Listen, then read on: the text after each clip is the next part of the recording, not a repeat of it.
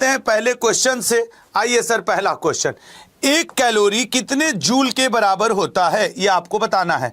एक कैलोरी कितने जूल के बराबर होता है, सोच समझ के बताना। 4.186 या 10,000 या 252 या 0.24। वैसे मैं तुम्हें बताऊं कि अगर तुम लिख दो यहां पे, चलो मैं लिख दे रहा हूं कैलोरी, या क्योंकि ये ना प्रीवियस ईयर पेपर के पेपर हैं, यहां पे लिख दे रहा हूं BTHU, और यहां पे भी मैं लिख दे रहा हूं कैलोरी, ठीक है ना, कैलोरी, और यहां पे मैं लिख दे रहा हूं जूल। अब तो आंसर करना आसान हो गया, मैंने सभी के यूनिट लिख दिए, ठीक है ना, मैंने सभी के। तो सर राइट आंसर क्या हो जाएगा, राइट आंसर हो जाएगा 4.186। राइट आंसर क्या हो जाएगा 4.186। लेकिन याद रखना ये जो मैंने लिखा, ये 10,000 ब्रिटिश थर्मल यूनिट बराबर होता है 1 थर्म के। ये तुम्हारे पेपर में रेलवे के जीडी के रह चुका। 1 थर्म के बाद 252 कैलोरी, 252 कैलोरी किसके बराबर होता है, 1 BTHU के, ब्रिटिश थर्मल यूनिट के। चूंकि ये तुम्हारे पेपर का क्वेश्चन है इसलिए मैं ये लिख रहा हूं। और 0.24 कैलोरी ये कितने के बराबर हो जाता है, तो ये हो जाता है सर 1 जूल के बराबर। स्क्रीनशॉट लेना हो तो स्क्रीनशॉट ले लो, चाहे तुम्हें जैसे पढ़ना हो कर लो, लेकिन ये इंपॉर्टेंट है। राइट आंसर ए इसका करेक्ट बनेगा, ये बात याद रखना, ए ऑप्शन इसका क्या है, करेक्ट है। आइए अगला क्वेश्चन, युवा तुर्क किसे कहा जाता है। देखो 7, 8, 10 क्वेश्चन साइंस के, 10 से 15 क्वेश्चन जीएस जीके के, तब जाकर के एक कंप्लीट सिनेरियो बनता है 25 क्वेश्चन का सेट का, ठीक है ना। चलो बताओ युवा तुर्क किसे कहा जाता है, युवा तुर्क किसे कहा जाता है। सर युवा तुर्क उन्हीं को कहा जाता है जो 1990 से लेके 91 तक क्या रहे, भारत के प्रधानमंत्री रहे। सर बात हो रही है चंद्रशेखर सिंह जी की, जो 1990 से लेके 91 तक भारत के 8th प्राइम मिनिस्टर के रूप में काम किए हैं। नवंबर इसी महीने में बने थे, नवंबर में बने थे, और जून 1991 में पद से हटे थे चंद्रशेखर सिंह जी। इनको युवा तुर्क कहा जाता है। भगत सिंह को आपको अच्छे से पता है शहीद ए आजम कहा जाता है, शहीद ए आजम। शॉर्टकट में लिख रहा हूं ताकि जल्दी हो जाए।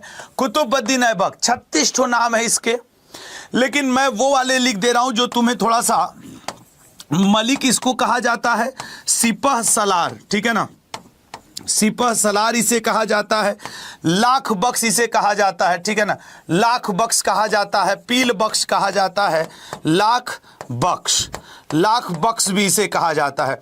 इसी व्यक्ति को पील बख्श भी कहा जाता है, पील बख्श भी कहा जाता है।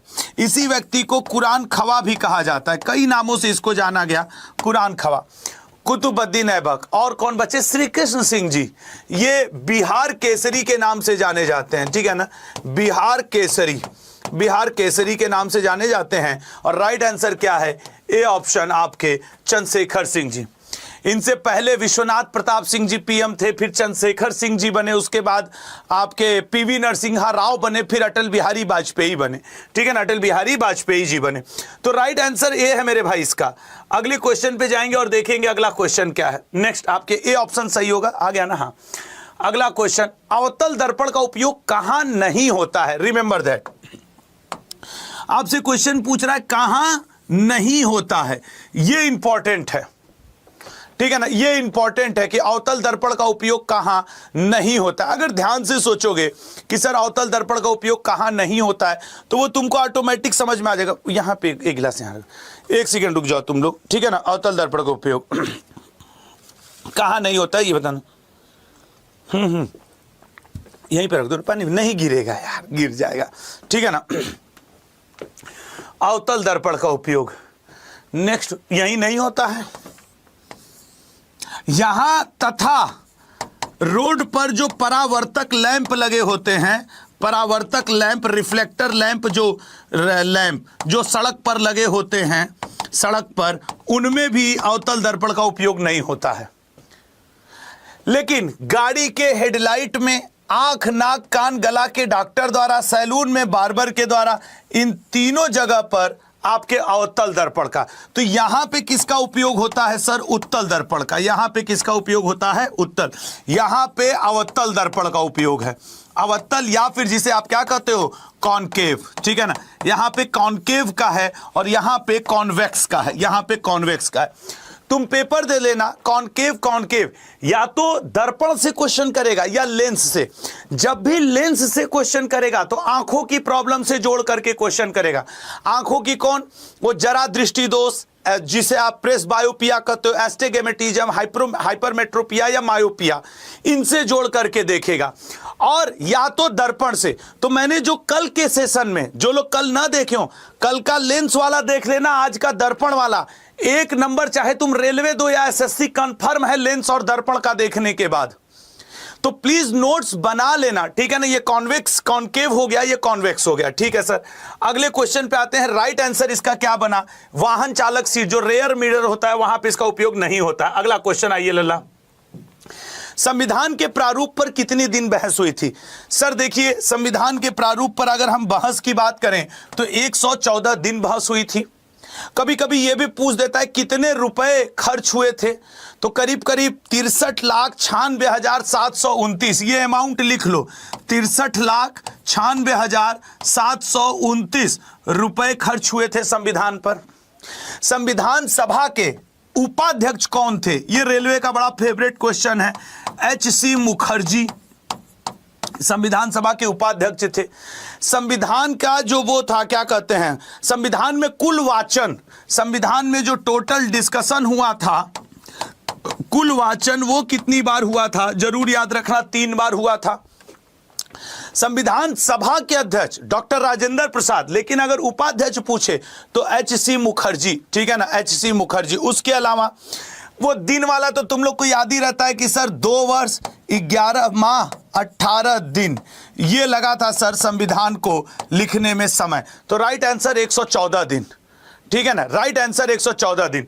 एच.सी. मुखर्जी का नाम जरूर याद रखना, ए ऑप्शन इसका करेक्ट है। नेक्स्ट, निम्न में से किस ईंधन का उष्मीय मान सबसे अधिक होता है? बहुत ही शानदार क्वेश्चन है, तुम देख लेना। हीट के, मैग्नेट के, कलर कोडिंग के, लाइट के, साउंड के, इनके फिजिक्स में रेलवे एनटीपीसी हो चाहे कोई भी तुम्हारा जीडी का एग्जाम हो, साइंस के क्वेश्चन इस फील्ड से रहते हैं।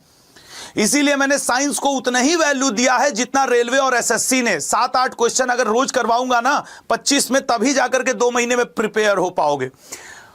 अगर हम उष्मीय मान की बात करें तो जरा सा इसमें 2-4 और का जोड़ लिया जाए। जैसे कि आपके डीजल का अक्सर पूछता रहता है कि डीजल का बता दो। एक मिट्टी का तेल जिसे आप केरोसिन ऑयल कहते हो, केरोसिन ऑयल का भी बता दूं कि उसका उष्मीय मान कितना होता है, मिट्टी के तेल का कितना होता है। ये सब आपसे अक्सर पूछता रहता है, ठीक है ना। तो याद रखिएगा, बायोगैस का भी खूब पूछता है, बायोगैस। उसके अलावा लकड़ी हम लोग, बायोगैस लकड़ी हम लोग जलाते हैं, लकड़ी का खूब पूछता है। याद रखना, सबसे अधिक उष्मीय मान हाइड्रोजन का होता है, हाइड्रोजन। अरे यार ऐसे याद करो ना, हाइड्रोजन और हीलियम जब आपस में रिएक्शन करते हैं तो सूर्य की ऊर्जा का स्रोत बनते हैं। सूर्य से ज्यादा किसी के पास हीट है क्या? तो अगर सूर्य से ज्यादा, मतलब कॉमन सेंस से आंसर करो, नहीं है तो हाइड्रोजन है ना, उसकी हाइड्रोजन और हीलियम ही ना, नाभिकीय संलयन ही ना उसके ऊर्जा का स्रोत बनता है। अगर तुम ऐसे बात कर दो कि नहीं सर कोयला, कोयला का जानते हो कितना होता है? 25K से लेकर के 30K के बीच में, ठीक है ना, 25K से लेकर 30K के बीच में। किलो जूल केजे पर, ऐसे इसका यूनिट है, किलो जूल पर केजी। ये जे होगा भाई, ठीक है ना, ये जे होगा, केजे पर केजी ऐसे। हाइड्रोजन का जो लोग कह रहे हैं 1.5 लाख होता है, 1.5 लाख होता है इसका उष्मीय मान। इनका जिनकी बात कर रहा हूं, मिट्टी का तेल, डीजल, पेट्रोल, इन तीनों का लगभग 45K 45,000 के पास होता है। इन तीनों का मैं बता रहा हूं, ठीक है ना। इसी तरीके से जैसे मीथेन है, मीथेन के अलावा तुम ले लो सीएनजी, कंप्रेस्ड नेचुरल गैस, तुम ले लो एलपीजी, इन तीनों का 55K के बराबर होता है, 55K के। अब ये वैल्यू तुमसे एग्जाम में पूछता है कि एलपीजी का उष्मीय मान बताइए, सीएनजी का उष्मीय मान बताइए, मीथेन का। पेट्रोल डीजल केरोसिन ऑयल का इक्विवेलेंट होता है, मीथेन सीएनजी एलपीजी का इक्विवेलेंट होता है, बायोगैस और लकड़ी, बायोगैस आपके करीब करीब 35 के से लेके 40 के बराबर होती है बायोगैस। और अगर हम लोग लकड़ी की बात कर दें तो 17 के से लेकर के 20 के बराबर होती है। अच्छा, जैसे घर में खाना वाना बनता है तो लोग नहीं कहते हैं कि अगर ये जो खाना है धीमी आंच पे बनेगा, चूल्हा पे बनेगा, लकड़ी पे बनेगा, उसके रोटी का टेस्ट अलग होता है। ऐसे हम लोग गांव देहात में ये बातें करते हैं, काहे अलग होता है? उसका उष्मीय मान बड़ा कम होता है लकड़ी का उष्मीय मान, धीरे धीरे कोई चीज पकेगी। अब इसमें से कुछ लोग वेज कुछ लोग नॉन वेज खाते हैं, चाहे तुम पनीर धीमी आंच पे पका दो, चाहे तुम मुर्गा धीमे आंच पे पका दो। अब जो लोग खाते हैं खाते भाई, उसमें मैं कुछ बोलना सबको नहीं कि लकड़ी का उष्मीय मान, तो लकड़ी का उष्मीय एक लिख रहा है कि लकड़ी का उष्मीय मान ज्यादा होगा, खाक उष्मीय मान ये देखो 17 के होता है 20 के। चलिए, तो इसका राइट आंसर क्या हुआ? हाइड्रोजन 1.5 लाख होता है।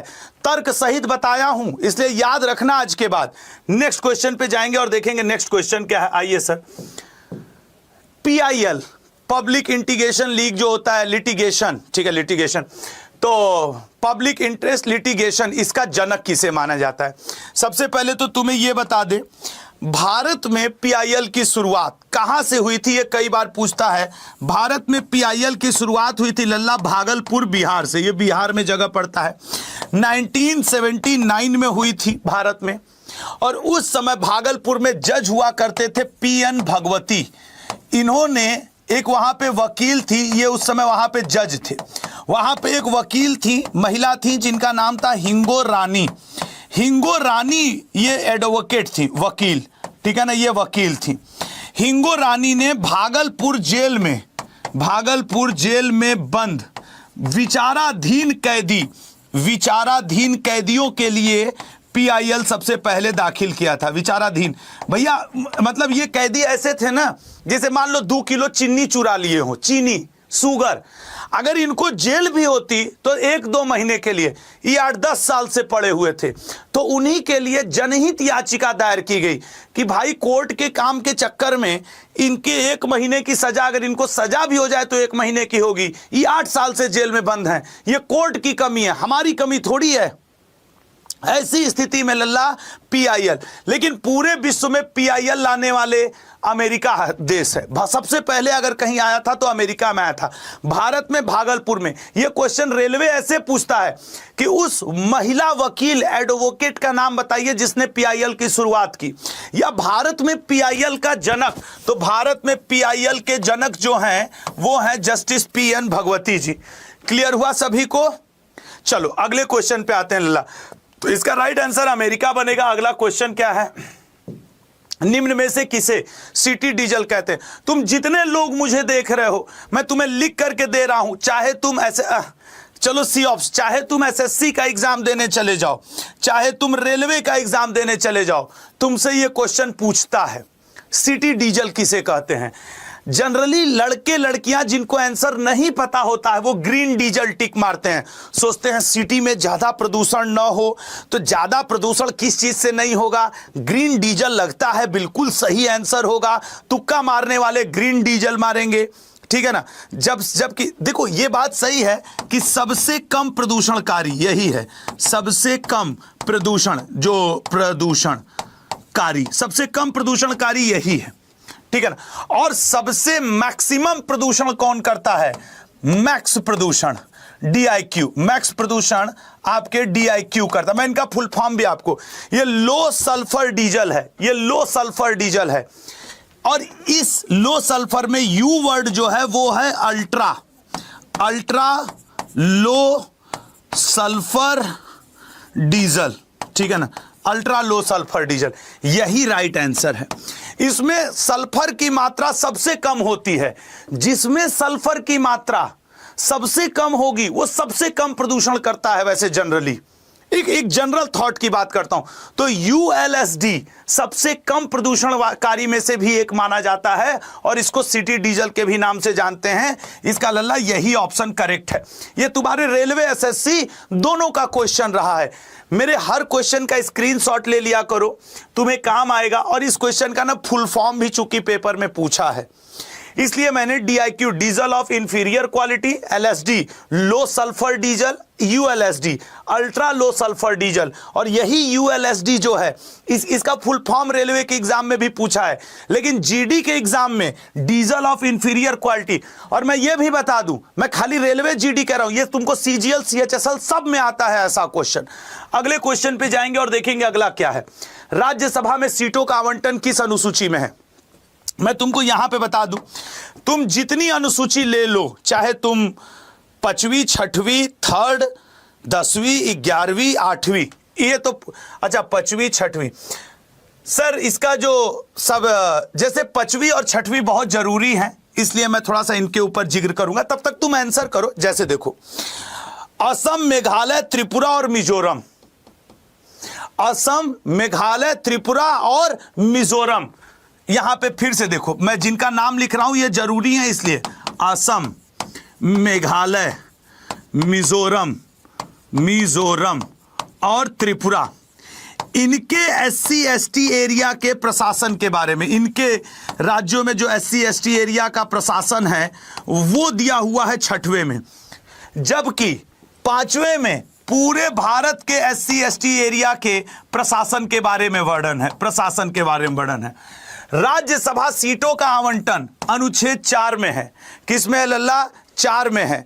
अगर तुम ये क्या कहते हैं अनुसूची 3rd में देखोगे तो सभी बड़े पदों का शपथ है। अनुसूची 2nd में देखोगे तो तुमको सभी बड़े पदों के भारत के अधिकारियों के वेतन की बात कर दी जाएगी। अगर तुम 8वां 10वां 11वां और 12वां जरूरी है। 10वां में दल बदल के बारे में दिया हुआ है, दल बदल का कानून, ये 10वीं अनुसूची में ही दिया हुआ है, ठीक है ना। 8वें में भाषा के बारे में दिया हुआ है। इस भाषा वाले से एक बात अपडेट रखना, अभी हाल ही में भारत में टोटल भाषाएं कितनी है? 22, लेकिन जो करंट अफेयर में चर्चा है वो इस चीज की है कि 11 भाषाओं को वर्तमान में शास्त्रीय भाषा का दर्जा है, ठीक है ना, शास्त्रीय भाषा का दर्जा है। ये करंट अफेयर में चर्चा में, तो हो सकता है तुमसे ये पूछ दे कि वर्तमान में कितनी भाषाओं को शास्त्रीय भाषा का दर्जा दिया गया, या फिर भाषाओं का जिक्र किस अनुसूची में है। और 10वीं और 11वीं में जाओगे यार तो एक में पंचायती राज के बारे में दिया है, पंचायत राज के बारे में, और एक में आपके नगर निगम के बारे में, म्युनिसिपैलिटीज के बारे में दिया है। अब इससे ज्यादा तुमसे क्या पूछ देगा? टोटल अनुसूची है ये 12 ठो है, तुम्हारे स्क्रीन पे आ गया। अब तुम CGL दो, SSC दो, रेलवे दो, NTPC दो, RPF दो, यही ना पूछेगा घुमा फिरा करके, तो फिर आपको ये करना पड़ेगा लल्ला। चलिए अगले क्वेश्चन पे आते हैं। यार ये क्वेश्चन हो सकता है इंग्लिश में ना हो, लेकिन मुझे विश्वास है कि अगला होगा। आओ भाई, इज्जत बच गई। बाय द वे न रहता तो एक आग दूसरा जो अंग्रेजी लिख रहा है, इससे मेरा बलवा पकड़ के घुमा देते ससुरे।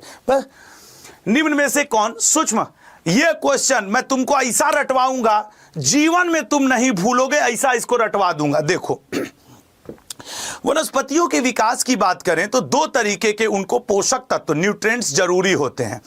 एक न्यूट्रिएंट्स को हम लोग कहते हैं लल्ला माइक्रो, और एक को हम लोग कहते हैं मैक्रो। एक को हम लोग कहते हैं मैक्रो न्यूट्रिएंट्स और एक को हम लोग कहते हैं माइक्रो न्यूट्रिएंट्स, ठीक है ना। वैसे आपकी जानकारी के लिए बता दे, इसमें पूछ रहा है कौन सूक्ष्म पोषक तत्व है, माइक्रो न्यूट्रिएंट्स है। माइक्रो न्यूट्रिएंट्स के लिए एक तुम लोग को कोड बता रहे हैं, जरा रट लेना। कौन सा सर? माइक्रो न्यूट्रिएंट्स के लिए पेन का कलर चेंज कर दें, ठीक है ना। माइक्रो न्यूट्रिएंट्स के लिए कोड बता रहा हूं कि कौन कौन से हैं, कहीं लिख लेना। जमाने में मोहब्बत, रेलवे वालों खास करके मोहब्बत बड़ी फेंकू चीज है। जमाने में मोहब्बत बड़ी फेंकू चीज है। ई क्या है सर? ई का आप क्लास में क्या पढ़ा रहे हो? अब रुको ना जरा। जमाने में मोहब्बत बड़ी फेंकू चीज है। जिंक, ZN से, अच्छा इसको दूसरे कलर से कर दूंगा तो ज्यादा समझ में आएगा है? इसको मैं कर दूं हरे से, Zn, ठीक है ना, Zn जिंक, जमाने में जिंक। अब Mn है, Mn का मतलब मैग्नीज, जमाने में मोहब्बत, मोहब्बत MO से होगा मॉलिबेडनम, बड़ी B से होगा बोरान, फेकू मतलब Fe, इसमें फे क्या है Fe आयरन, कू सर कॉपर, चीज सर कार्बन, है का कोई मतलब ही नहीं है। तो आपके हो गया zinc, manganese, molybdenum, boron, iron और कॉपर मतलब तांबा, और ये आपके क्या हो गया क्लोरीन, ठीक है ना, यहां पे क्लोरीन होगा यार, इसको थोड़ा सा याद रखना, ठीक है ना, ये क्लोरीन होगा, कार्बन नहीं। अब अगर तुमको ये याद है कि जमाने में मोहब्बत बड़ी फेंकू चीज है, तो तुमको ये पूरा याद है कि माइक्रो एलिमेंट्स, क्वेश्चन देखो, निम्न में से कौन सूक्ष्म पोषक तत्व है, तो जमाने में मोहब्बत बड़ी फेंकू चीज है, कहां, ये यही है, ये ऑप्शन होगा, यही रहेगा ना, देख लो ना, यही एक मैच कर रहा है ना सर। इसका मतलब सर कोई ना कोई ऐसा कोड है लल्ला जो हम लोग के पास इसके लिए भी मौजूद है, मैक्रो के लिए, मैक्रो के लिए जानते हो क्या कोड, ठीक है ना, इसको याद रखना, जमाने में मोहब्बत बड़ी फेंकू चीज है, zinc, manganese, molybdenum, boron, Fe से आयरन, Cu से कॉपर तांबा और Cl से क्लोरीन, चीज है, थोड़ा सा एडजस्ट तो करना पड़ेगा। इसका भी कोड बता दूं, मैक्रो का, मैक्रो का होता है चीफ मेडिकल ऑफिसर नदिया से पार कैसे गया, जरा देखिएगा क्या है सर, आपने कोड क्या बताया, चीफ, ठीक है, medical, chief medical officer, chief medical officer Nadia से पार कैसे गया, नदिया से पार कैसे गया, नदिया के पार एक मूवी भी आई थी ना, कैसे गया, ये अगर तुमको ये लाइन याद है चीफ मेडिकल, तो तुम्हें पौधों के सारे मैक्रो एलिमेंट्स याद हैं, ठीक है ना, सारे मैक्रो। चीफ मतलब आपके सी होता है ना, अब इसका कलर बदल दूं, थोड़ा सा रुक जाओ, इसका कलर मैं कर दूं लेट, चीफ, चीफ से सी हो गया सर। मेडिकल, यहां पे मैग्नीज था, यहां पे क्या हुआ करता था मैग्नीज, यहां पे Mn मैग्नीशियम, याद रखना यहां पे मैग्नीज है, Mn मतलब साफ साफ देख लो मैग्नीज है, यहां मैग्नीशियम है। ऑफिसर, ऑफिसर मतलब O है सर, मतलब ऑक्सीजन होगा। नदिया, नदिया मतलब N है सर, नाइट्रोजन होगा। से पार कैसे गया, ठीक है ना, चीफ मेडिकल ऑफिसर, लिखते रहो, ठीक है ना। से में देखो S वर्ड आएगा ना, सल्फर हो गया। P वर्ड आएगा ना पार में, फास्फोरस हो गया। K वर्ड आएगा ना Ca, कैल्शियम हो गया, ठीक है ना। मतलब थोड़ा थोड़ा तो तुमको एक दो बार लिखोगे हो जाएगा। चीफ मेडिकल ऑफिसर नदिया के पार कैसे गया, ठीक है ना। कैसे मतलब फास्फोरस हो गया, और कैसे कैसे, हाँ तो फास्फोरस ये कैसे गया, ठीक है, बस कैल्शियम, Ca कैल्शियम है, हो गया। ये पार से P से फास्फोरस है, इसको नोट कर लो या तो स्क्रीनशॉट ले लो, इसको नोट कर लो या तो स्क्रीनशॉट ले लो। अब कुछ लोग कह रहे हैं सर गया, यहां पे है का कोई मतलब नहीं है, गया का कोई मतलब नहीं है, खत्म, ठीक है ना। Mg, हाँ मैं यहाँ पे आपके Mn है, हाँ वहाँ Mg होगा भैया, ठीक है सही कह रहे हो, यहाँ पे Mg होगा, वो जल्दबाजी में Mg, ये अरे इसीलिए बोले थे कि यार ये क्या है, ये आपके मैग्नीज है, ये मैग्नीशियम है, मैग्नीशियम हो गया। मैं हट गया स्क्रीन से, एक बार ले लो।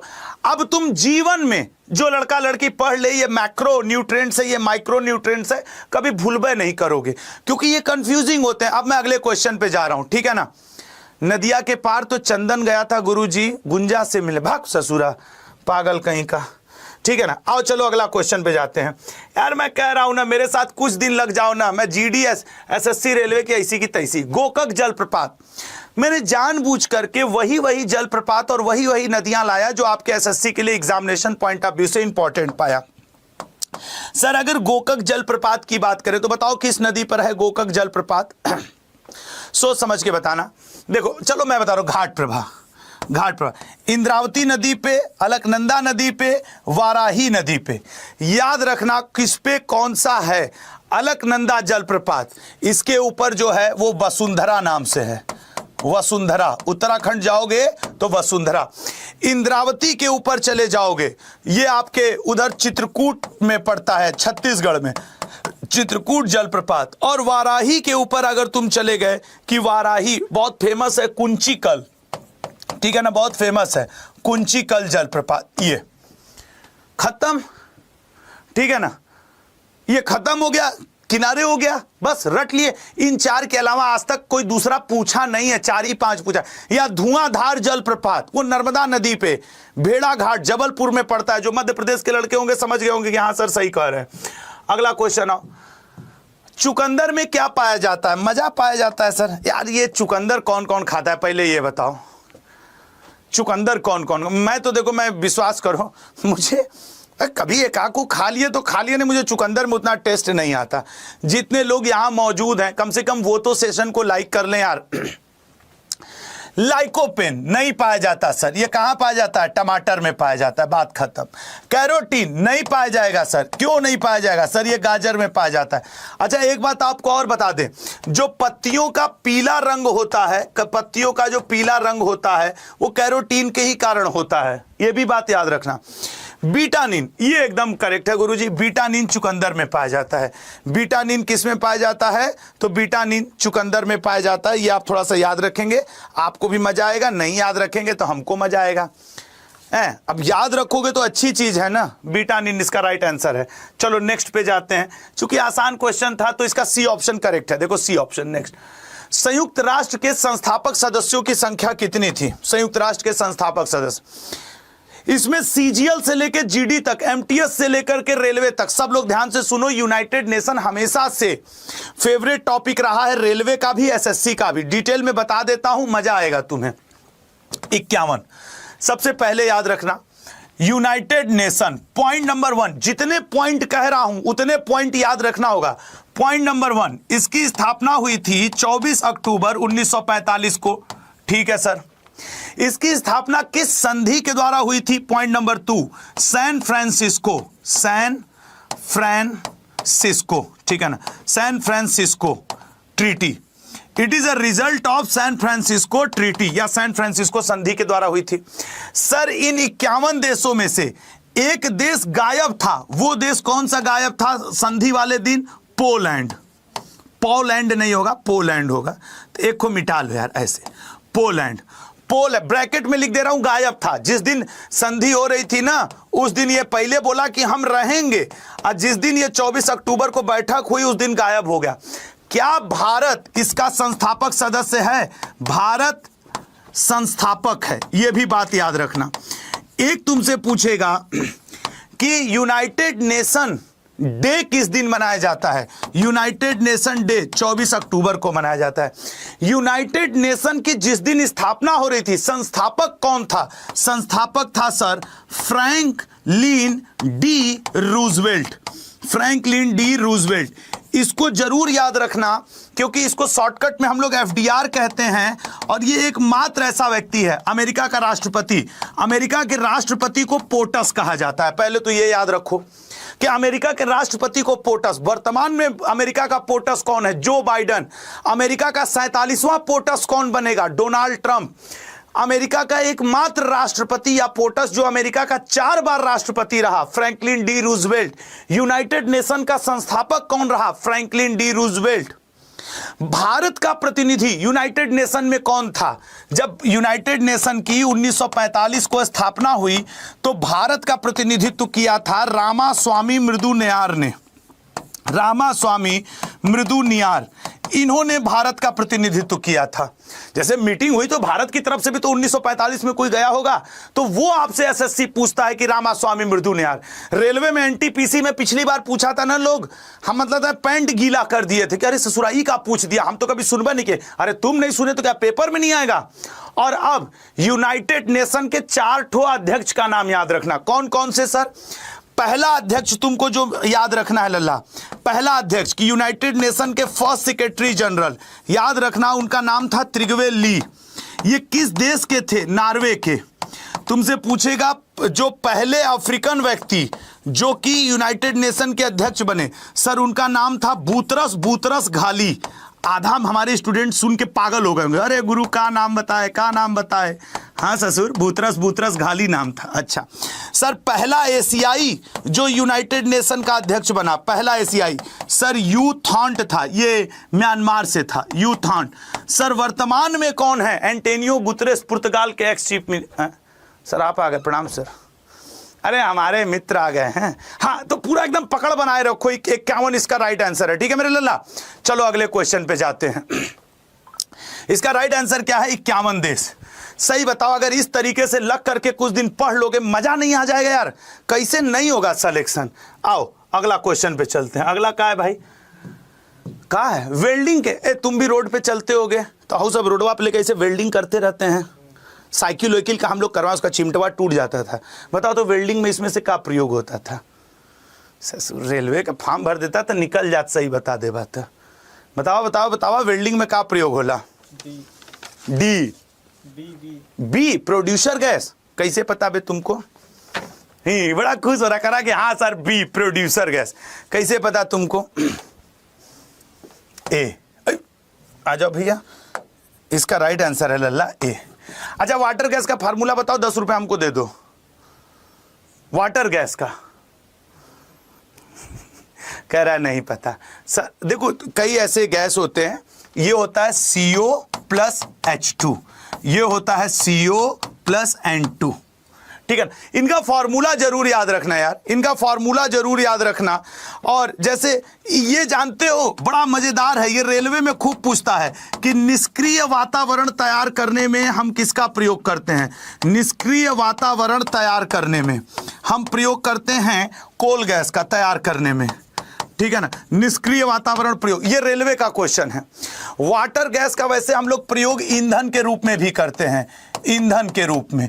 प्रोड्यूसर गैस का भी प्रयोग होता है सस्ते ईंधन के रूप में। ठीक है ना, धातु के निष्कर्षण में हम लोग, धातु के निष्कर्षण में, निष्कर्षण।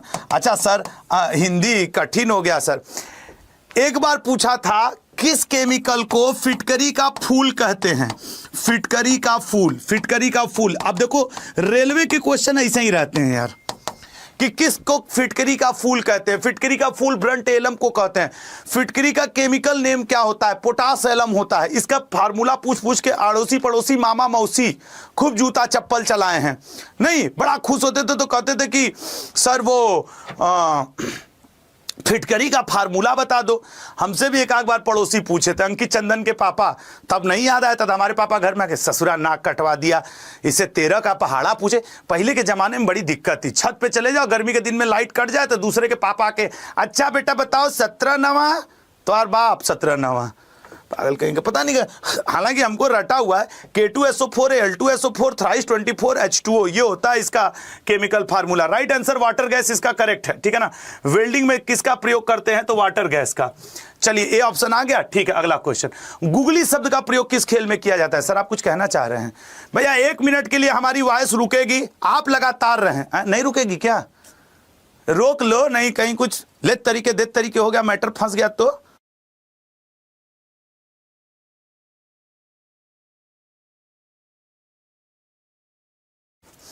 ये ऐसी बात बोले हैं कि ले तरीके दे तरीके हो जाता, लेकिन खैर तुम लोगों इसलिए ही बच गए।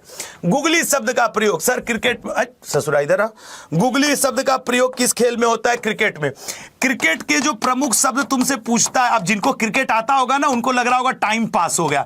चाइना मैन, स्टंपिंग, ठीक है ना, चाइना मैन, स्टंपिंग, कवर, ठीक है ना, कवर। ये 3 शब्द ऐसे हैं जो पिछली बार के रेलवे के पेपर में आए थे। ठीक है ना, पिछली बार के रेलवे के पेपर में आए थे, इसलिए मैं इस पे क्रिकेट का मुद्दा हम ज्यादा नहीं बात करेंगे। अगले पे आ जाओ। ट्यूमर का पता लगाने में किसका प्रयोग होता है? ऐसे क्वेश्चंस आपके पेपर में खूब रहे यार। अगर पढ़ाना पसंद आ रहा हो ना तो डेली शाम और सुन लो, बृहस्पतिवार को, आज मंगलवार हो गया, कल बुध, बृहस्पतिवार को साइंस के 200 क्वेश्चन का मैराथन रखूंगा।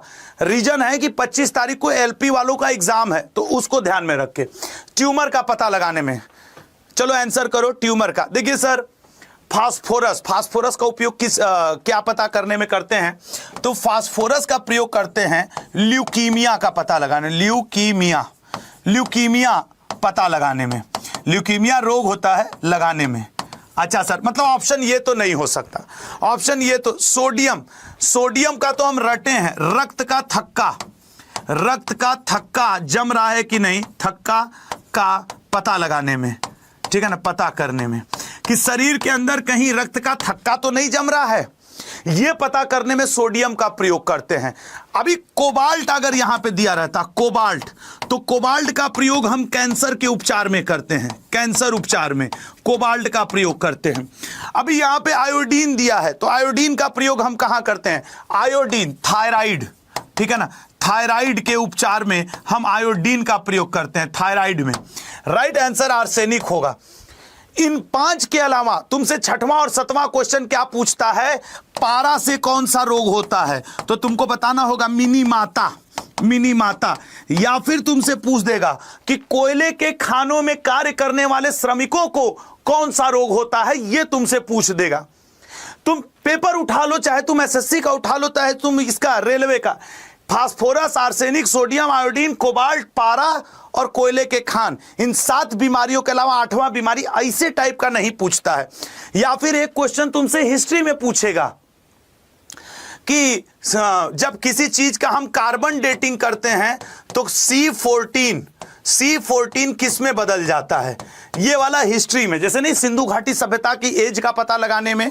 तो याद रखना, जब भी हम कार्बन डेटिंग करते हैं तो C14 किस में कन्वर्ट होता है, C12 में कन्वर्ट होता है। C14 किस में कन्वर्ट होता है, तो C12 में। स्क्रीनशॉट ले लो, चाहे बाद में नोटिस बना लेना, ठीक है ना। और मैं एक बात देखो, एक लड़का लिख रहा है सर क्या इलाहाबाद हाई कोर्ट के लिए ये क्लास देख लूं।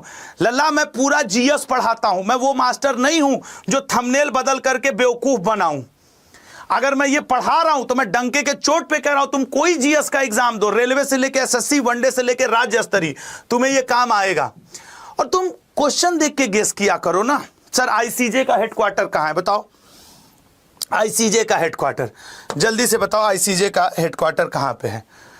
ICJ sir international court of justice Hague में है सर। अच्छा सर, अभी इस बार पेरिस में क्या हुआ है सर, ओलंपिक हुआ है, यहां से करंट अफेयर याद रखना, ओलंपिक।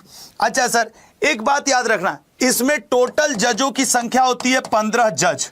कुछ fact soon low, the Hague में टोटल जजों की संख्या 15 होती है, जो एक देश से 2 जज कभी नहीं हो सकते, एक देश से लगातार, मतलब 15 में 2 भारत से, ऐसा कभी नहीं होता है।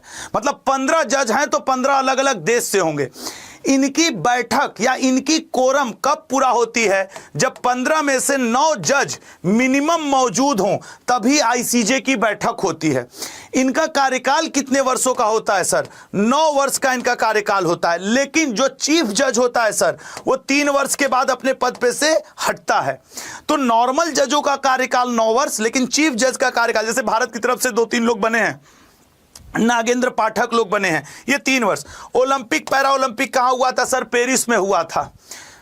अभी प्रीति पाल के साथ कौन, पेरिस ओलंपिक पैरा ओलंपिक में भारतीय ध्वजवाहक था समापन में। एक नाम मैंने बता दिया, प्रीति पाल। उसके साथ कौन से पुरुष खिलाड़ी पेरिस पैरा ओलंपिक में समापन समारोह में ध्वजवाहक थे, बताओ इसका, ठीक है ना। तो ये याद रखेंगे, इसमें आपको बताना है, ठीक है। और ये वाले फैक्ट सब याद रखना। राइट आंसर द हेग है। अब मैं तुम्हारे कमेंट पे ध्यान दिया हूं, अगला क्वेश्चन, प्राथमिक इंद्रधनुष की बैगनी किरणें आंख पर कितना कोण बनाती हैं। जितने लोग मुझे देख रहे हो, जहां से भी तुम साइंस पढ़ते हो दोस्त, पढ़ते रहना, लेकिन यहां भी क्लास करते रहो। मैं तुम्हें एक बात बता रहा हूं, बड़े ध्यान से मेरी बात, येलो ले लेते हैं।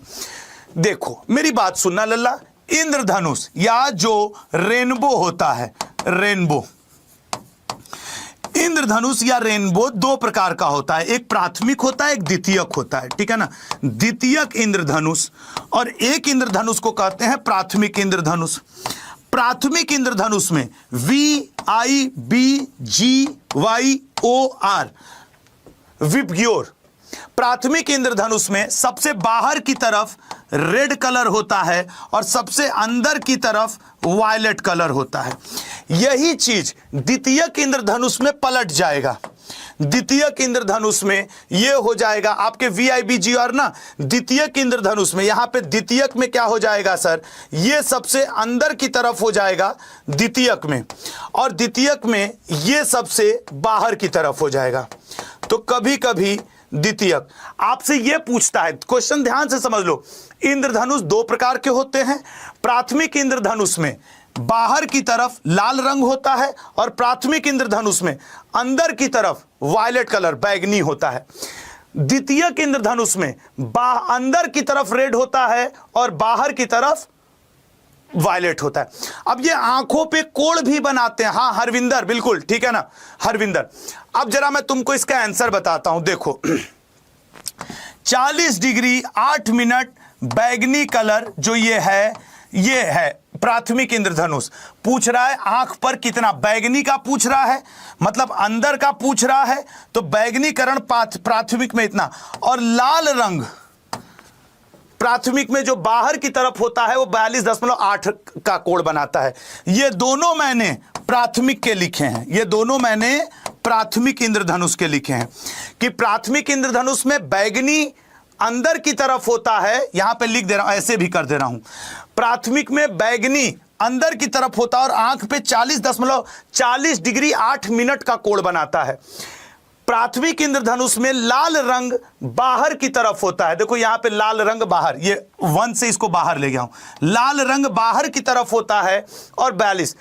अब ये दोनों जो हैं ये द्वितीयक इंद्रधनुष के हैं, द्वितीयक इंद्रधनुष के। द्वितीयक इंद्रधनुष में बाहर की तरफ कौन होता है, वायलेट, और ये वायलेट कितने डिग्री का कोण बनाता है, बैगनी 54 डिग्री का। ये बैगनी जो है ये 54 डिग्री का, 54 डिग्री 52 मिनट सेकेंडरी का। और ये कौन बनाता है सर, ये लाल बनाता है और ये सेकेंडरी का है। अगर समझ में आ जाए तो तुम एक नंबर उठा लोगे कि प्राथमिक में बैगनी अंदर की तरफ होता है और लाल बाहर की तरफ होता है।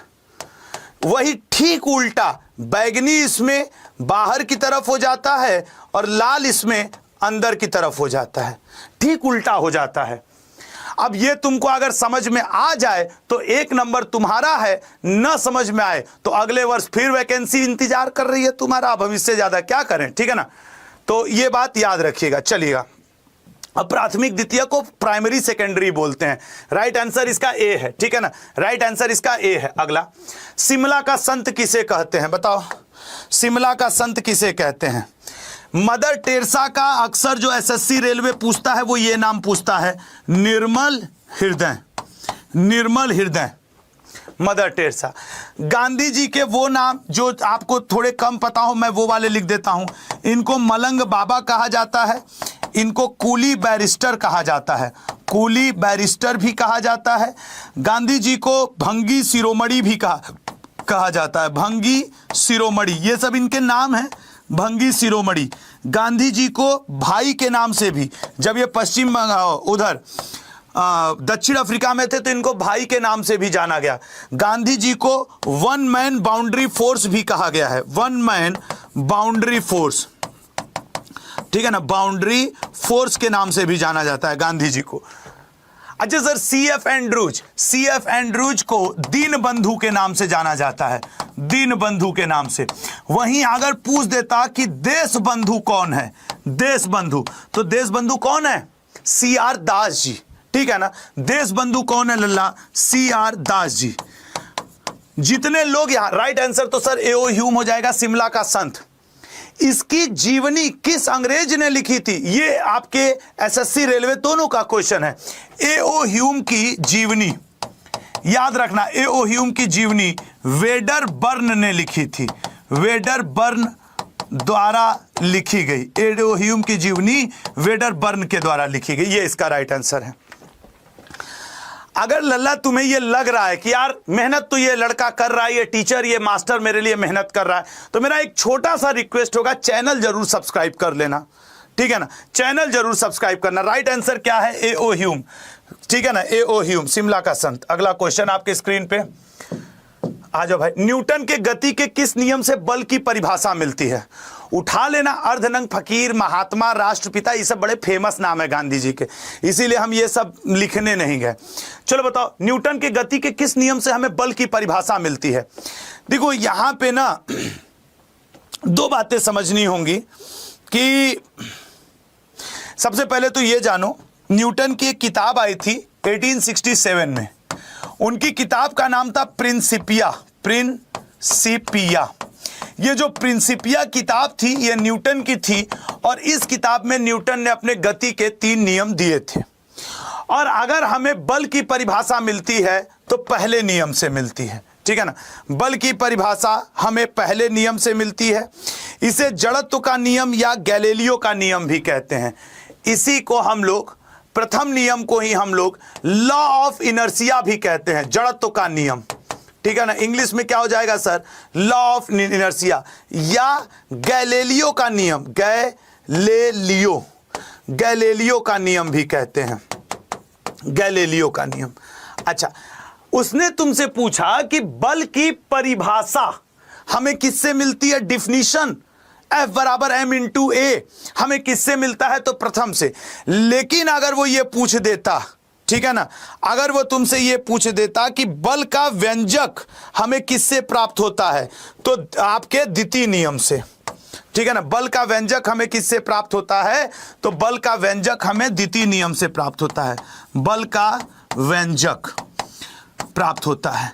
ये दोनों में बहुत बड़ा अंतर है, ठीक है ना, बल का व्यंजक प्राप्त होता है।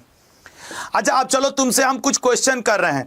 गोली चलाने पर व्यक्ति के कंधे का पीछे की ओर झटका लगना न्यूटन के किस नियम को फॉलो करता है? गोली चलाने पर कंधे पे धक्का लगना किस नियम को फॉलो करता है?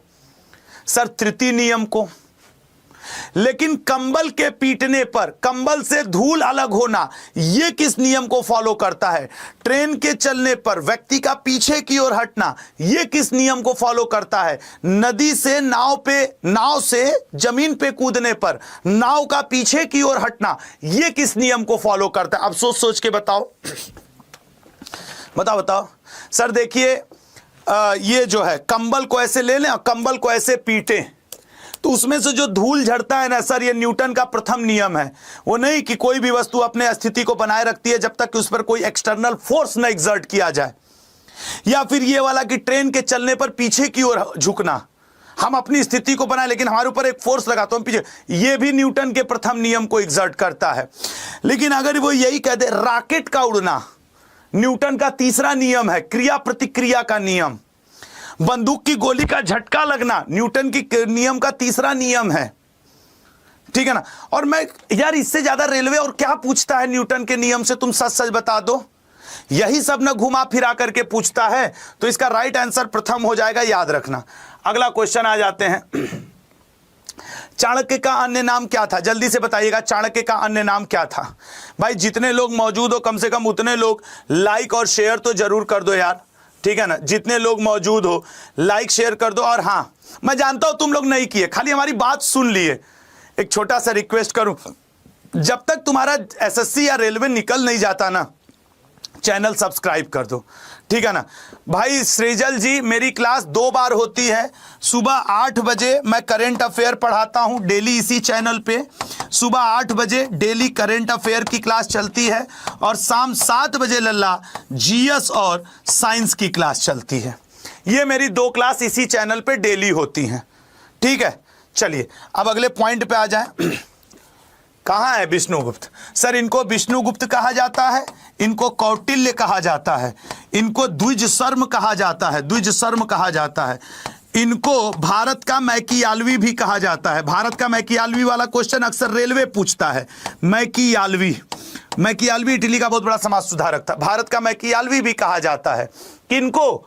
विष्णुगुप्त को। इनकी जो किताब है उसका नाम अर्थशास्त्र है। अगर पेपर में कभी पूछ दे अर्थशास्त्र कितने भाग में विभक्त है, याद रखना 15 भाग में विभक्त है।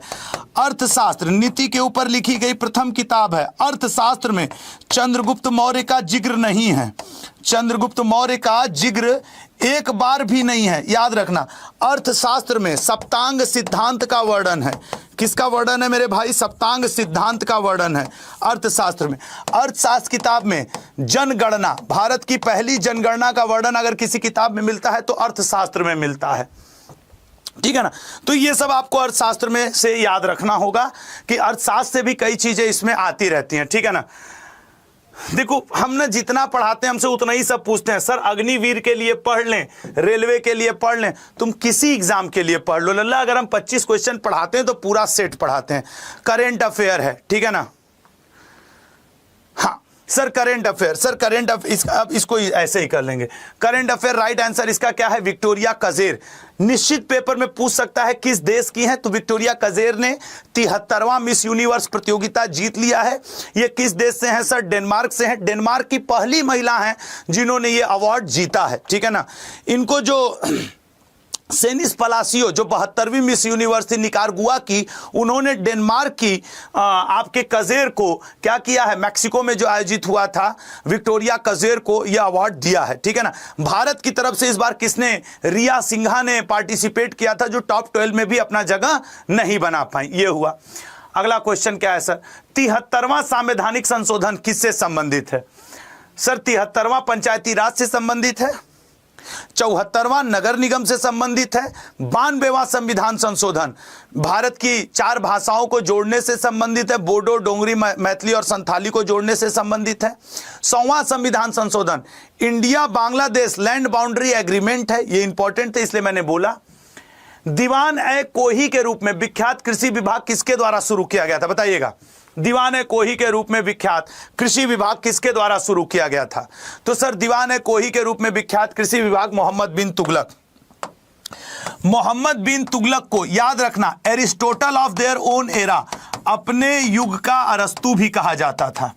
अपने युग का अरस्तु, क्योंकि तुम लोग ये वाला तो खूब पढ़े रहते हो कि इसको पागल शासक, सनकी शासक, ये सब कहा जाता था। मोहम्मद बिन तुगलक ने 2 कृषि लोन भी शुरू किए थे। एक कृषि लोन को सोंधार कहा जाता था, एक कृषि लोन को तकावी कहा जाता था। ये दोनों एग्रीकल्चर लोन हुआ करते थे, ठीक है ना। खुरासन नाम का अभियान, कराची अभियान, ये दोनों मोहम्मद बिन तुगलक ने ही चलाया था, ठीक है ना। तो ये बात याद रखेंगे। अगले क्वेश्चन पे आएंगे और अगला क्वेश्चन क्या है सर? आइए। हाल ही में आयोजित 14वीं हॉकी इंडिया सीनियर पुरुष राष्ट्रीय चैंपियनशिप का खिताब किसने जीता है? सर हरियाणा को हरा करके उड़ीसा ने जीता है, 5-1 से हराया है। तीसरा नंबर उत्तर प्रदेश का आया है। तो उड़ीसा जो है वो 14वीं हॉकी इंडिया सीनियर पुरुष राष्ट्रीय चैंपियनशिप का क्या है? विजेता है। ये बात याद रखें। अच्छा, इन सब करंट अफेयर को मैं जो 2-3 मोस्ट इंपॉर्टेंट होते हैं उनको बस शाम में ले आता हूं, नहीं तो इनको अगर डिटेल पढ़ना हो तो सुबह 8 बजे की करंट अफेयर में आ जाया करो। यार देखो ना, फरवरी तक की बात है। फरवरी में 4 फरवरी को जीडी का डेट आ गया है, और अगर तुम फरवरी तक लगातार लगे रह गए तो तुम्हारा एनटीपीसी का भी काम हो जाएगा। अभी लगातार लगे रह गए तो एएलपी आरपीएफ का हो जाएगा। तो और जितने लोग मुझे सुन रहे हो ना लल्ला, मुझ पे भरोसा रखना, मैं ये जो जीएस पढ़ा रहा हूं ना, हर एग्जाम के लिए पढ़ा रहा हूं, हर एग्जाम के लिए, ठीक है ना। उड़ीसा की बाली यात्रा भी, हाँ, भारतीय संविधान के अनुच्छेद 368 का संबंध किससे है? सर संविधान संशोधन से है, ठीक है ना। संशोधन की प्रक्रिया से है, ठीक है, संशोधन के। मैं लिख दूं कि जितने लोग यहां मौजूद हो, जितने लोग यहां मौजूद हो, ये तुम्हारे पेपर में 1 नंबर का क्वेश्चन बनना ही बनना है। तुम लिख लो, जितने लोग लेट हो रहे हो सबको इन्फॉर्म कर दो कि आशुतोष सर की क्लास शुरू हो गई है, ठीक है ना। कुछ लोग हमको लग रहा है अभी लेट हो रहे हैं, तो जाके इन्फॉर्म करो टेलीग्राम पे, इंस्टा पे कि आशुतोष सर की क्लास शुरू हो गई, आ जाओ। अब लेट करने का मतलब अपना नुकसान करवाना। अच्छा सर, ये है क्या आपके प्रथम श्रेणी का उत्तोलक? हमेशा याद रखना, इसको हम लोग लीवर के रूप में जानते हैं। प्रथम श्रेणी के उत्तोलक का 1 से अधिक भी हो सकता है, 1 से कम भी हो सकता है, 1 के बराबर भी हो सकता है। किसी भी उत्तोलक में 3 चीजें हम लोग को देखनी होती हैं। क्या देखनी होती है सर? फलक्रम देखना होता है, ठीक है ना, फलक्रम देखना होता है, वेट देखना होता है, और एफर्ट देखना होता है। एफर्ट को हम लोग आयास से डिनोट करते हैं, आयास से।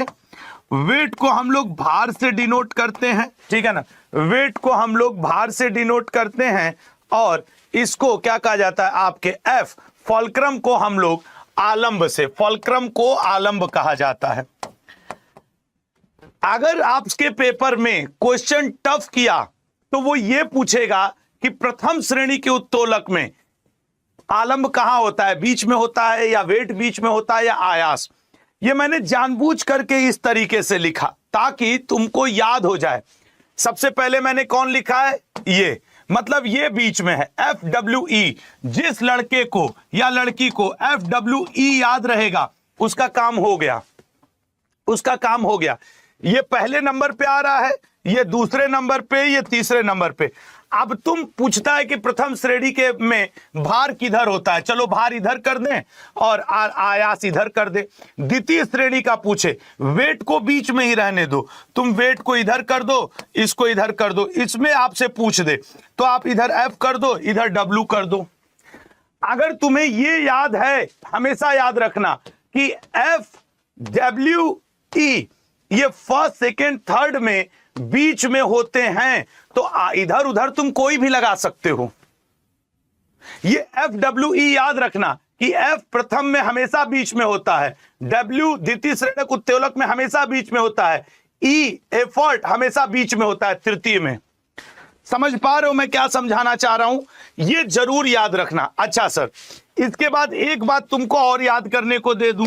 क्या याद करवाना चाह रहे हैं सर, वो ये प्रथम श्रेणी के उत्तोलक का एग्जाम्पल पूछेगा। तो प्रथम श्रेणी के उत्तोलक का एग्जाम्पल है जो हम लोग साइकिल चलाते हैं या साइकिल चलाते हैं, साइकिल का ब्रेक, ठीक है ना, या इसको साइकिल करो, साइकिल का ब्रेक, ये प्रथम श्रेणी का। कैंची, पिलास, हैंड पंप, जो हम लोग कैंची चलाते हैं, कैंची, कैंची, पिलास, घरों में रखा होता है ना पिलास, और हैंड पंप, हैंड पंप, ये सब के सब किसके एग्जाम्पल है, प्रथम श्रेणी के।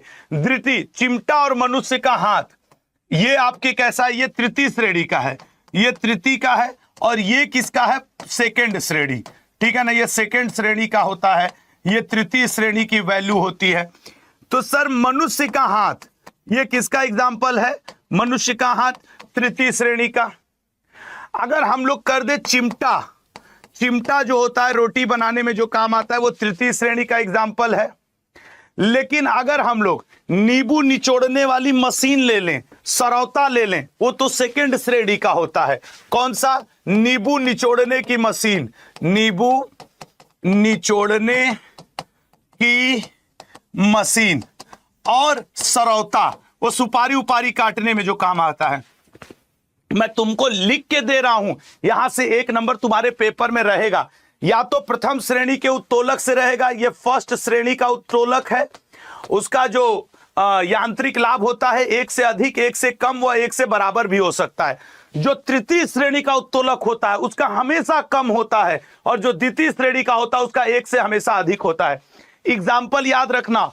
और जाते जाते इस क्वेश्चन के फिर बता दे रहा हूं, कोड याद रखना, मैंने FWE बोला है, मतलब प्रथम श्रेणी में F हमेशा बीच में होता है, द्वितीय श्रेणी में W हमेशा बीच में होता है, और तृतीय श्रेणी के उत्तोलक में E एफर्ट हमेशा बीच में होता है। बाकी इधर उधर दोनों वालों को सजा देना, ठीक है ना।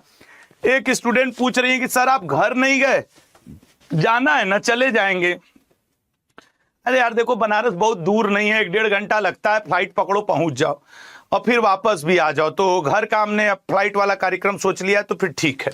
अभी तुम पढ़ो, आज 20 नवंबर हो गया। हाँ ये है कि आज का मेरा सेशन जरूर छोटा है, आज का सेशन मेरा छोटा है। मुजफ्फरपुर में किंग्सफोर्ड की हत्या का प्रयास, सर मुजफ्फरपुर में किंग्सफोर्ड की हत्या का प्रयास कब हुआ था, 1908 में।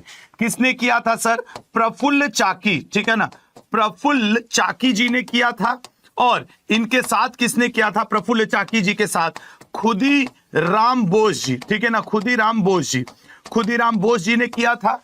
यह घटना मुजफ्फरपुर बम कांड के नाम से जानी जाती है। प्रफुल्ल चाकी जी ने स्वयं को इस घटना में गोली मार लिया था, और खुदीराम बोस जी सबसे कम उम्र में, ठीक है ना, सबसे कम उम्र में भारत के लिए फांसी चढ़े, ठीक है ना, भारत के लिए शहीद हुए, या फिर यूं कह लें फांसी चढ़ गए थे। यह है मुजफ्फरपुर बम कांड। 1909 में क्या हुआ था सर, 1909 में मॉर्ले मिंटो रिफॉर्म, ठीक है ना, मॉर्ले मिंटो सुधार हुआ था सर। 1907 की कोई घटना बता दीजिए सर। 1907 में सूरत अधिवेशन में कांग्रेस जो थी वो गरम दल नरम दल में बटी थी। सूरत अधिवेशन रेलवे के पेपर में खूब पूछता है। 1911 में क्या हुआ था सर, 1911 में लल्ला दिल्ली दरबार तृतीय का आयोजन हुआ था, दिल्ली दरबार तृतीय का। अब तुम लोग जरा मुझे बता दो, दिल्ली दरबार फर्स्ट और सेकंड कब हुआ था। इतिहास में एक ही दिल्ली दरबार नहीं है जो तुम 1911 पढ़ लेते हो। मैं यहां पे व्हाइट कलर के पेन से लिख दे रहा हूं, याद रखना। एक दिल्ली दरबार 1876 में और एक दिल्ली दरबार 1903 में। 76 के समय लिटन हुआ करता था और 1903 के समय कर्जन हुआ करता था वायसराय, ठीक है ना। तो दिल्ली दरबार भी 3 हुए हैं।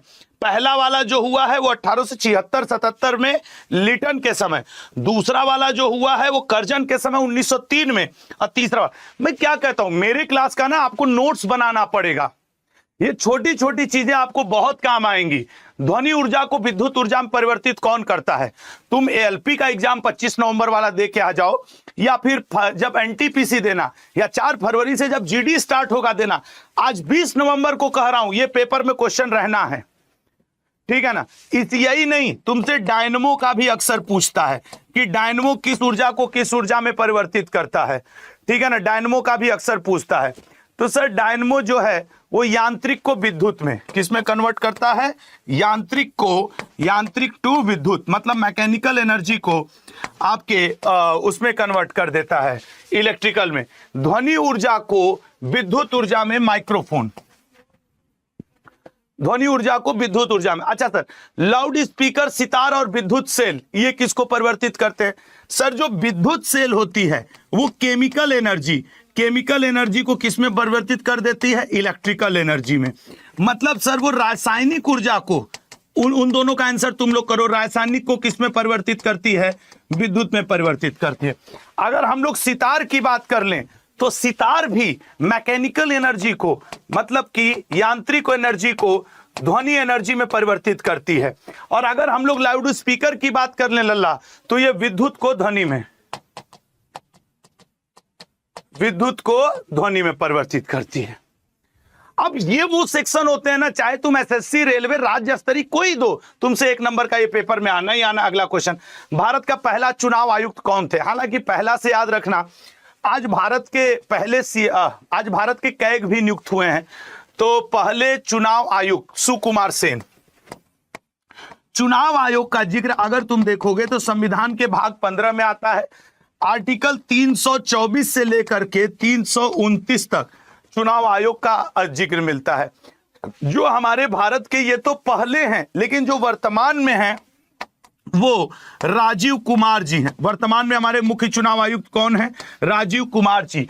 चुनाव से हो सकता है या तो स्टैटिक का पोर्शन तुम्हारे पेपर में आ जाए, नहीं तो पूछ देगा कि 18वीं लोकसभा, इस बार 18वीं लोकसभा का चुनाव हुआ, जल्दी से बता दो प्रोटेम स्पीकर इस बार कौन थे 18वीं लोकसभा के?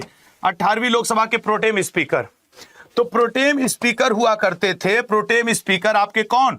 भर्तहरि महताब जी, ठीक है ना, भर्तहरि महताब जी। कै तारीख को चुनाव हुआ था? कै तारीख को वोट की गिनती शुरू हुई थी? वोटों की गिनती किस दिन हुई थी? ये सब डेट इंपॉर्टेंट है। 4 जून को वोटों की गिनती हुई थी। कितने चरण में इस बार का चुनाव हुआ था?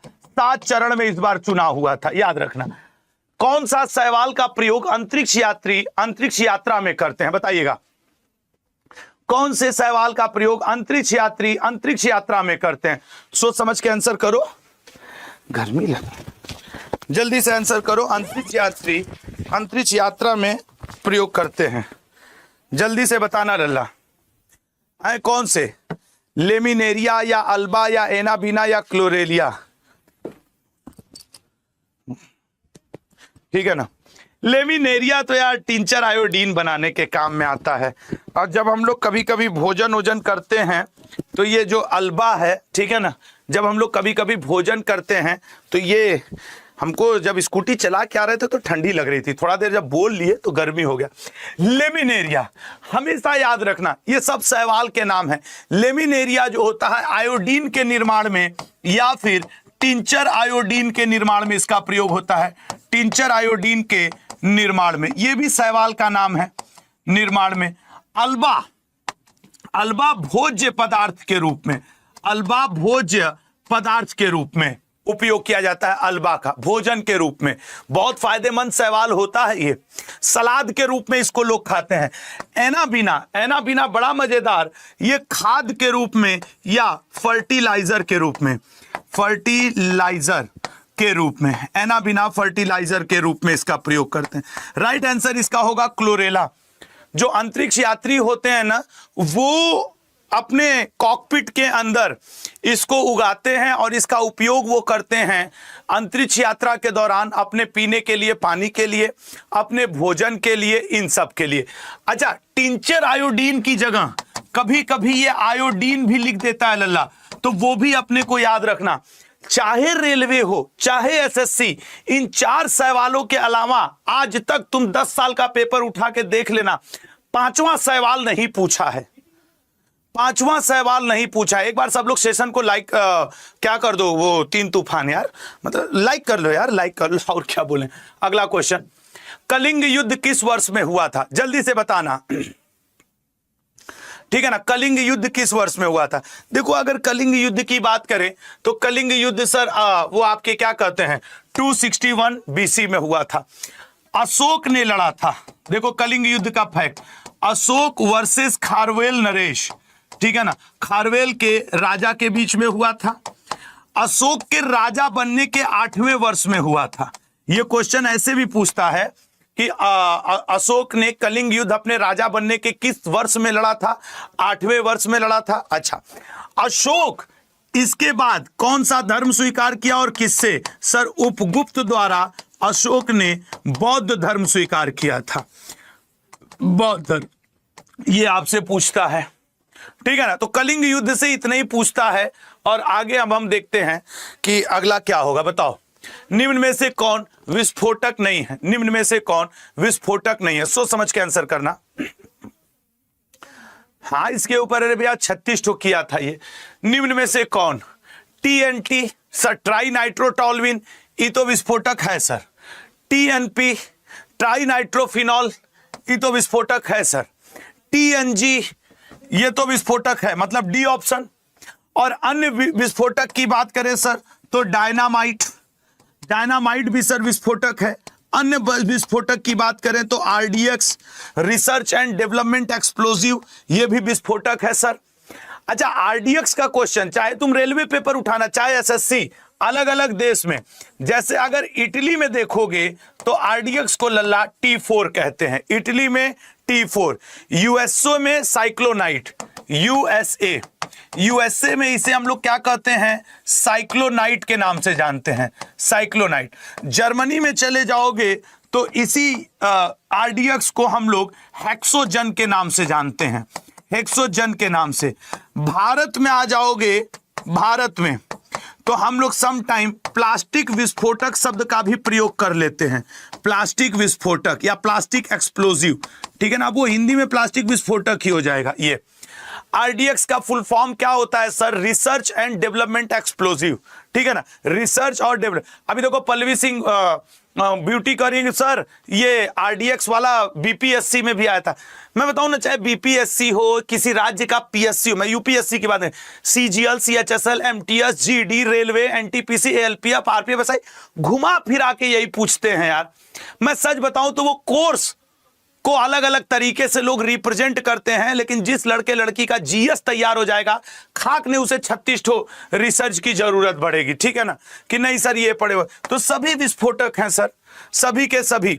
एक चीज याद रखना, एक बार एनटीपीसी रेलवे में पूछा था, एनटीपीसी रेलवे में पूछ दिया था कि पिक्रिक अम्ल किसे कहते हैं? पिक्रिक अम्ल, तो 7-20, अच्छा, पिक्रिक अम्ल, इसी टीएनपी को हम लोग पिक्रिक अम्ल भी कहते हैं।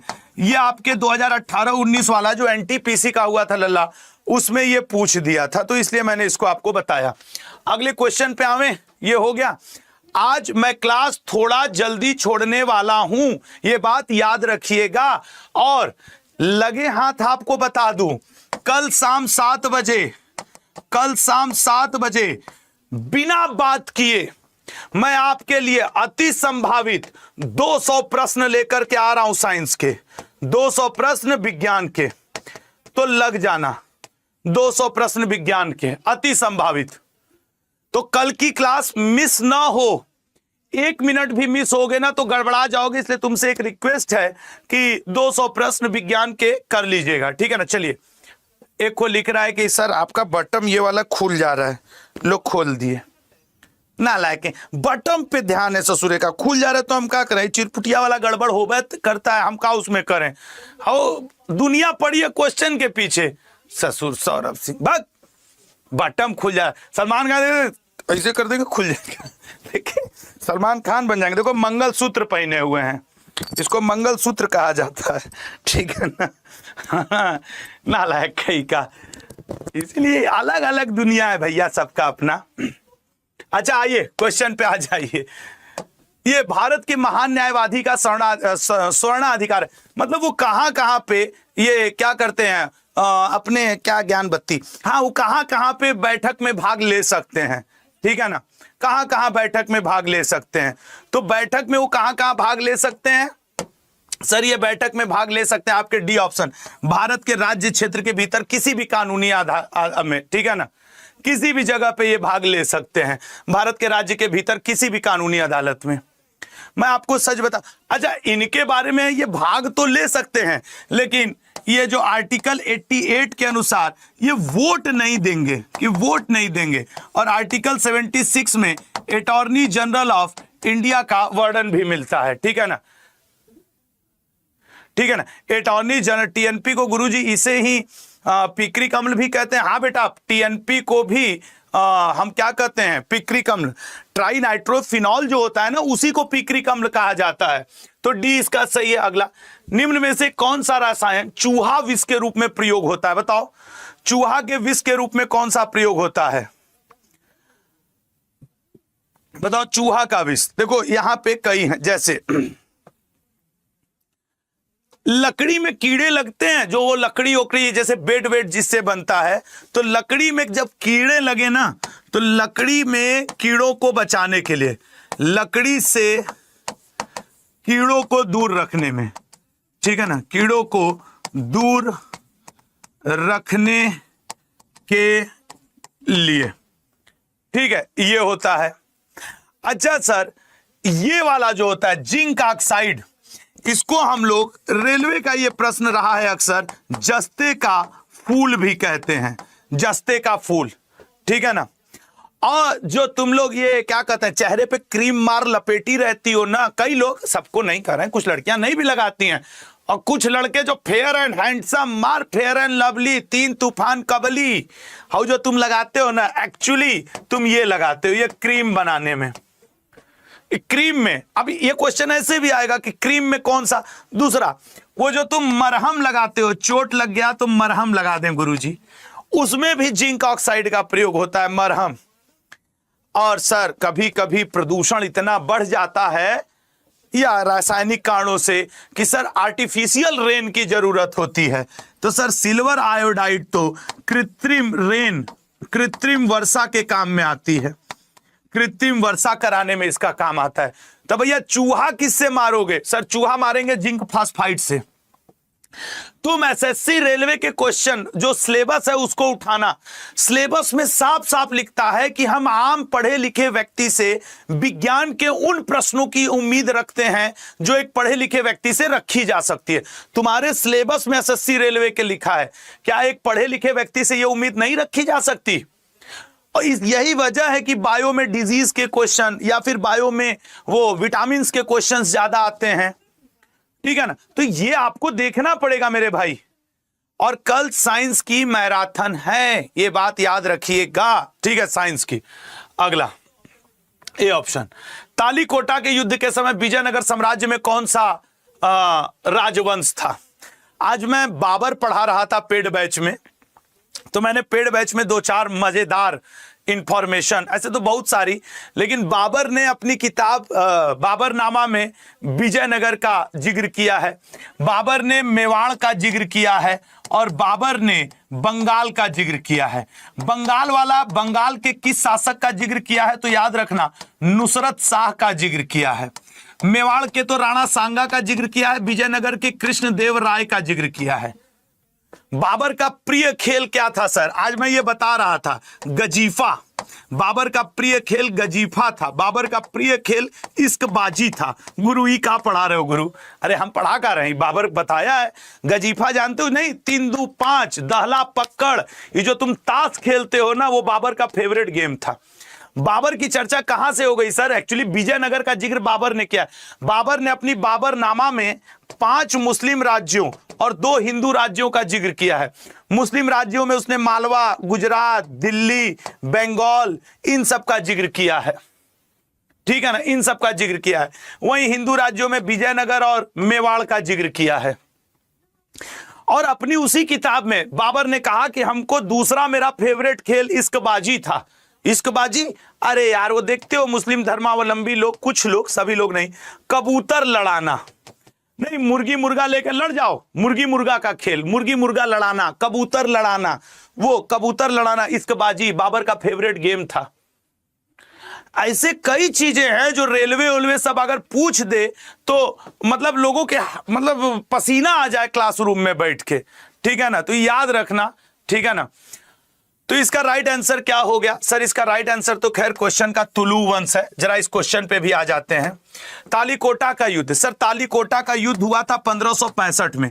तालीकोटा के युद्ध को हम लोग कृष्ण का युद्ध भी कहते हैं।